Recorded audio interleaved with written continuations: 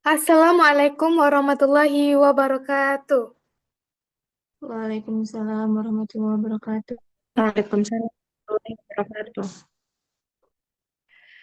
Kami dari kelompok 3 akan mempresentasikan hasil diskusi kami mengenai topik penerapan kalkulus vektor dalam bidang lainnya dengan mata kuliah kalkulus vektor dan dosen pengampu Bapak Profesor Dr. Yerzon MSI. Sebelum itu, perkenalkan nama-nama anggota kelompok 3. Saya, Zawa Azura, dengan NIM 230300028 sebagai moderator. Saya Niza Lunadi Azuri dengan NIM 230300020 sebagai pemateri pertama. Saya Firly Hidayani Harahap dengan NIM 230300029 sebagai pemateri kedua. Saya Arisa Febri Salsabila dengan NIM 230300039 sebagai pemateri ketiga. Saya Sylvia Kartikasari dengan NIM 230300030 sebagai pemateri keempat. Tanpa berlama-lama lagi, mari kita memaparkan bagian presentasi. Bagian pertama akan saya jelaskan sendiri. Next.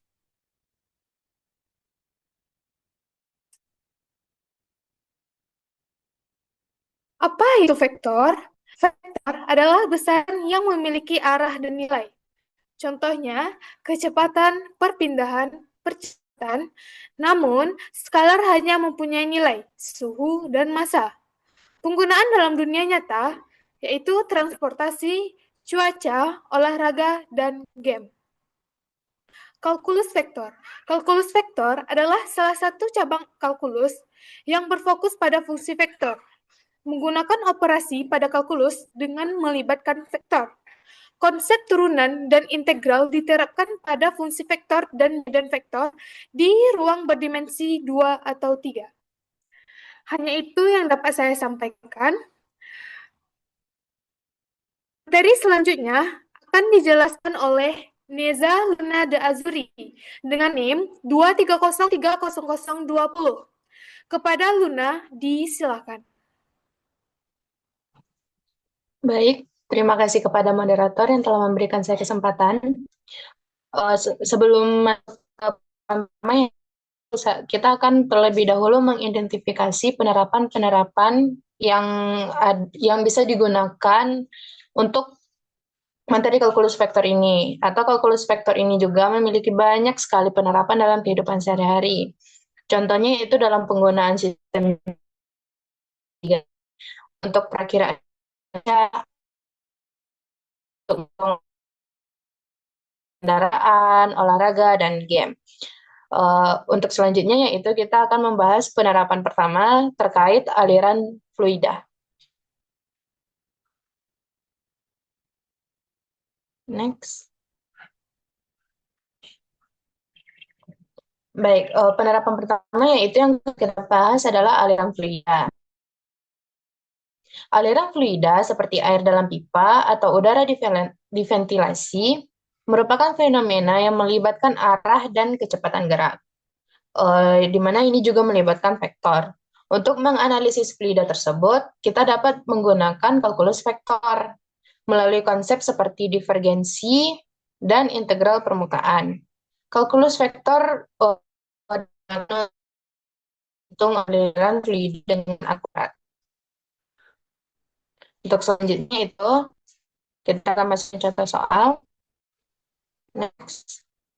Misalkan fluida mengalir dalam ruang 3 dimensi dan digambarkan oleh medan kecepatan sebagai berikut, yaitu V, X, Y, dan Z, di mana karena dia 3 dimensi maka ada 3 titik yaitu X, Y, dan Z sama dengan X, Y, min 2Z.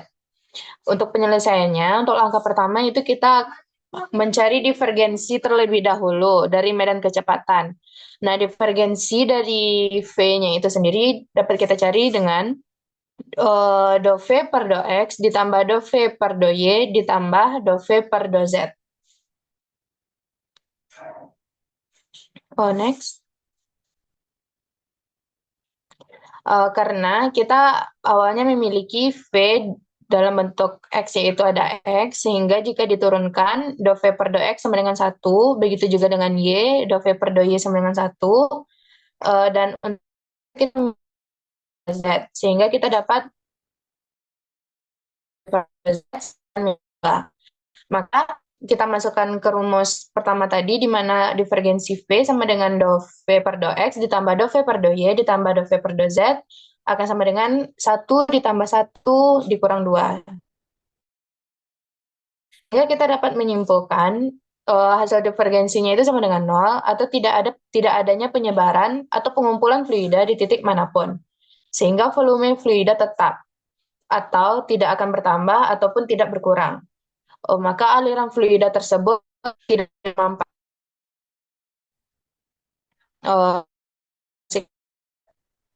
melewat data.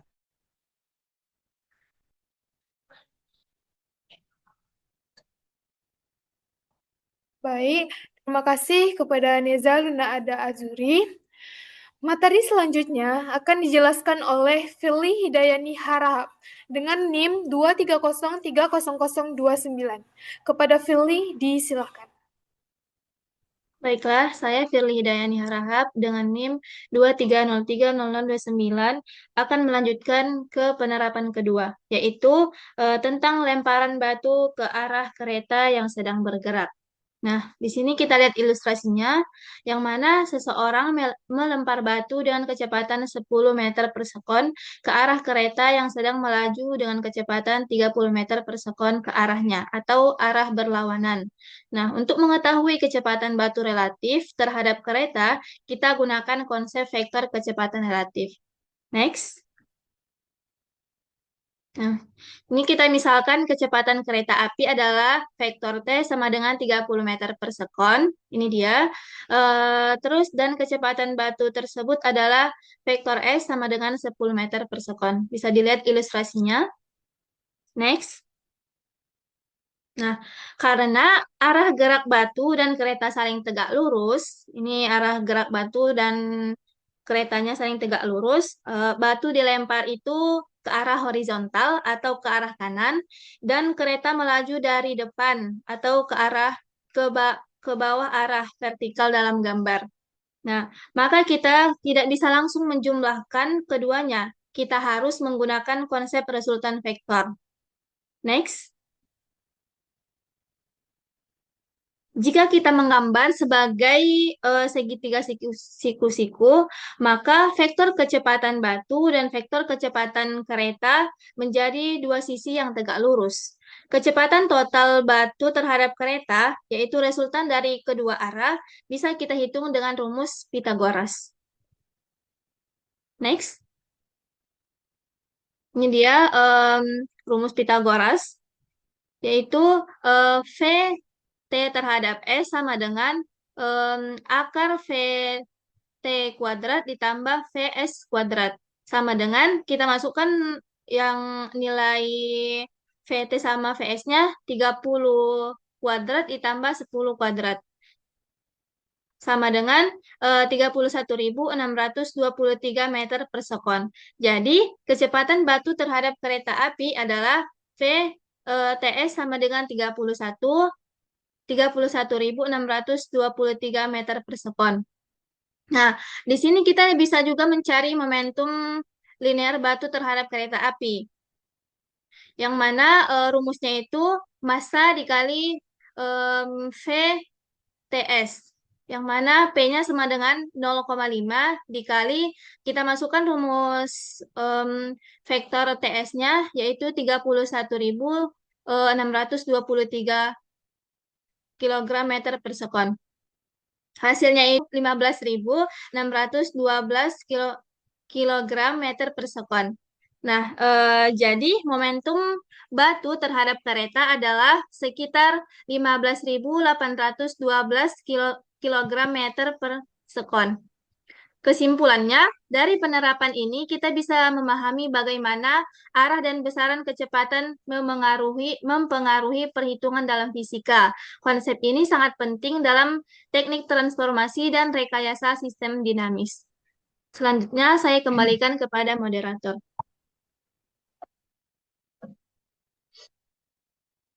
Baik, terima kasih Fili Hidayani Harahap. Materi selanjutnya akan dijelaskan oleh Arisa Febri Salsabila dengan NIM 230300039. Kepada Arisa disilakan.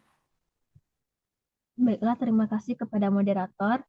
Di sini saya akan menjelaskan soal tentang penerapan vektor di kehidupan materi kecepatan relatif. Sebelum saya masuk ke soal, saya akan menjelaskan apa itu kecepatan relatif dan juga bentuk umumnya. Jadi kecepatan relatif adalah kecepatan suatu benda terhadap pengamat atau membandingkan dua gerakan dan melihat gerakan dari sudut pandang pengamat lainnya. Bentuk umumnya yaitu kecepatan benda A relatif terhadap benda B sama dengan kecepatan A dikurangi kecepatan B. Selanjutnya,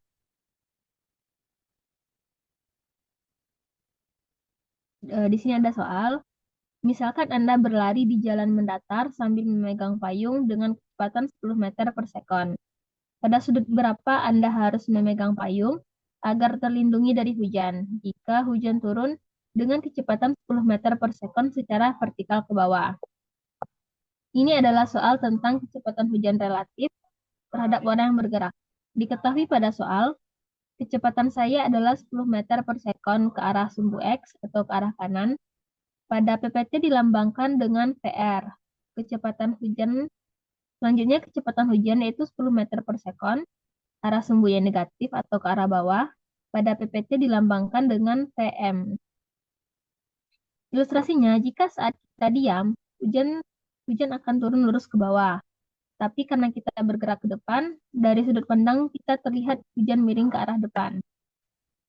Nah, pada soal kita ingin mencari pada sudut berapa kita harus memegang payung. Nah, maka kita bisa menggunakan rumus tan theta. Tan theta itu Vm per VR, di mana kita sudah tahu tadi nilai Vm per VR-nya, maka langsung substitusi, yaitu 10 per 10 sama dengan 1. Jadi, theta adalah tan inverse 1 sama dengan 45 derajat. Jadi, kesimpulannya adalah, agar kita tidak kehujanan, maka kita harus memegang payung dengan kemiringan 45 derajat ke arah depan. Saya kembalikan kepada moderator. Baik, terima kasih Arisa Febri Salsabila. Materi selanjutnya akan dijelaskan oleh Selvia Kartikasari dengan NIM 230300030. Kepada Selvia disilakan.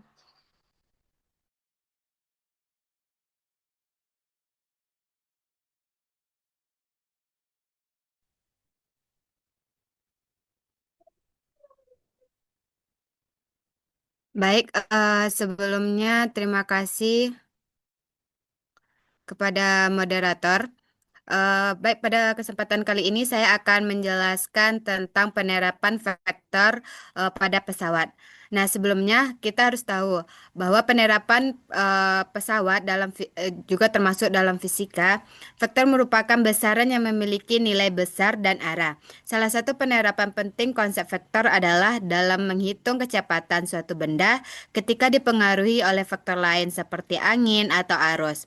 Pada kasus ini, kita akan mempelajari bagaimana kecepatan pesawat yang terbang ke arah timur dipengaruhi oleh angin yang bertiup ke utara, dan bagaimana kita dapat menghitung resultan kecepatan dan arah pesawat dengan menggunakan konsep vektor.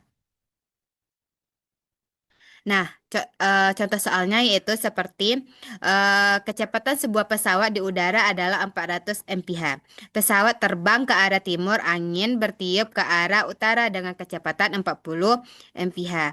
Carilah kecepatan dan arah pesawat yang dihasilkan. Nah, di sini kita dapat ilustrasikan sebagai berikut, di mana kita misalkan W vektor adalah 40, itu adalah angin, dan A adalah 450 adalah pesawat, dan R itu adalah sebagai resultannya. Nah, dari ilustrasi tersebut, kita dapat menentukan tan X-nya sebagai berikut, yang mana rumus tan X itu adalah sisi yang berlawanan dibagi dengan sisi yang berdekatan. Nah, untuk sisi yang berlawanan itu adalah 40 atau wave vector. Dan sisi yang berdekatan itu adalah A, yaitu arah pesawat 450. Sehingga 40 dibagi 450 sama dengan 0,089. Nah, solusinya adalah tan inverse yaitu 0,089 dikurang 5,8 derajat. Nah, setelah kita ketahui nilai tannya, kita dapat substitusikan ke persamaan untuk mencari nilai resultannya. Di mana rumus mencari nilai resultan yaitu R kuadrat sama dengan akar dari A kuadrat ditambah W kuadrat. Nah, R kuadrat sama dengan akar dari 450 derajat ditambah 40 derajat, yaitu adalah 204.100. Akar dari 204.100 adalah 451,7 mph. Jadi besar resultan adalah 451,77 mph. Sekian yang dapat saya sampaikan. Saya kembalikan kepada moderator. Baik, terima kasih Sofia Kartikasari. Untuk materi selanjutnya akan dijelaskan oleh saya sendiri. Kita masuk ke penerapan 5 pada sepak bola. Penerapan vektor dalam sepak bola sangat penting untuk memahami dan menganalisis berbagai aspek permainan, mulai dari tendangan dan umpan hingga pergerakan pemain dan taktik tim. Penerapan vektor dapat membantu pemain untuk membuat keputusan yang lebih cerdas dan meningkatkan performa. Next. Kita deskripsikan lebih jelas penerapan vektor dalam sepak bola. Yang pertama ada tendangan bola. Kita bayangkan seorang pemain akan menendang bola ke gawang. Pemain tersebut secara tidak langsung memperhitungkan dua hal. Seberapa kuat dia menendang dan ke arah mana dia menendang. Kombinasi keduanya akan menentukan lintasan bola. Jika arah dan kekuatan tendangan tepat, bola akan sampai ke sasaran. Yang kedua ada pergerakan pemain. Setiap pergerakan pemain di lapangan memiliki kecepatan, seberapa cepat dia berlari. Pelatih bisa menganalisis vektor pergerakan pemain untuk melihat pola serangan atau pertahanan dan mengoptimalkan posisi pemain. Dan yang ketiga, ada analisis taktik. Tim pelatih bisa menggunakan data pergerakan pemain yang direpresentasikan sebagai vektor untuk menganalisis efektivitas taktik. Next. Sini ada contoh soal. 3 pemain sepak bola, yaitu ada A, B, dan C, berada di lapangan. Pemain A ingin mengoper bola ke pemain C, tetapi pemain B berada di antara mereka. Kita ingin menganalisis operan tersebut menggunakan vektor untuk menentukan apakah operan langsung ke C mungkin dilakukan, atau apakah operan ke B lalu ke C akan lebih efektif. Mari kita lihat posisi pemain. Posisi pemain A, yaitu XA, YB, itu sama dengan 2,1. Posisi pemain B, XB, YB, sama dengan 5,4. Posisi pemain C, XC, YC, sama dengan 8,2 meter. Pemain bertahan. Di sini ada pemain D, atau kita sebut saja pemain D ini lawan, yang berada di 6,3. Pemain D ini dapat menghalangi operan langsung dari A ke C. Next. Yang pertama kita cari dulu operan langsung A ke C. Kita cari vektor AC-nya, yaitu sama dengan kita masuki berapa nilai pemain A, berapa nilai pemain C, yaitu XC dikurang XA, YC dikurang YA. Sama dengan 8 dikurang 2, 2 dikurang 1, sama dengan 6,1. Jadi, setelah dapat vektor AC, berarti mutlak AC sama dengan 6 kuadrat ditambah 1 kuadrat, sama dengan akar 6 kuadrat ditambah 1 kuadrat, sama dengan akar 36 ditambah 1, sama dengan akar 37. Kita dapat hasilnya yaitu 6,08 meter. Terus kita cari pemain garis lurusnya. AC Y dikurangi A sama AC sama dengan Y dikurangi A sama dengan kita cari gradien garisnya itu yang garis lurus. Berarti rumusnya MX dikurang XA. Kita masuk ke rumusnya yaitu M sama dengan YC dikurangi A per XC dikurang XA. Maka kita masuki nilainya yaitu 2 dikurang 1 per 8 dikurang 2 sama dengan 1/6. Next. Terus kita cari persamaan garis AC. Setelah dapat hasilnya itu tadi 1/6, maka Y-nya sama dengan 1/6X ditambah 2/3. Maka X dikurang 6 ditambah 4 sama dengan 0. Setelah kita dapat persamaan garis AC-nya, maka kita cari jarak dari D6,3 ke garis AC. Karena persamaan umumnya yaitu X dikurang 6 ditambah 4 sama dengan 0, dan jarak dari D itu yaitu 6,3, maka kita memasuki dari D ini 6,3 ke persamaan umumnya. Maka 1 dikali 6 dikurang 6 dikali 3 ditambah 4 per akar 1 kuadrat ditambah min 6 kuadrat. Maka hasilnya yaitu mutlak min 8 per akar 37. Maka hasilnya 1,32 meter. Maka kita dapat jarak dari D ke garis AC yaitu 1,32 meter. Next.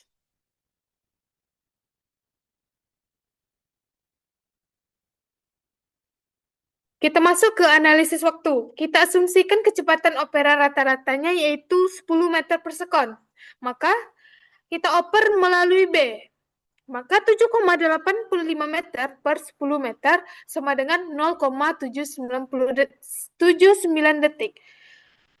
Tadi kalau dari D ke AC kita dapat 1,6 meter, kalau di B yaitu 0,79 detik. Maka operan melalui B ini membutuhkan 0,18 detik lebih lama.